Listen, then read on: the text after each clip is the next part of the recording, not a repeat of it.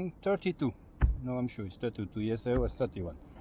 As you can see, beautiful day, but you missed the mist. The fog was crazy. You could not see the end of my boat. It was amazing. It was very nice. I had to go closer to the beach to be safer.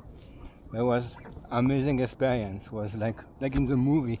You go inside the fog, you don't know where you're going. It was very nice, very quiet. A lot of birds. Sea was flat. I could see the shadow of the hill over there, of the Hengistbury Head. Was amazing. Now everything lifted. You can see Mudfall Beach.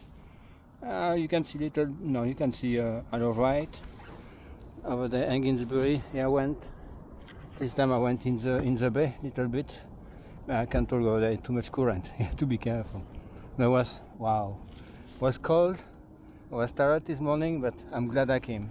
It was wow experience. Amazing. Wow. I'm very happy.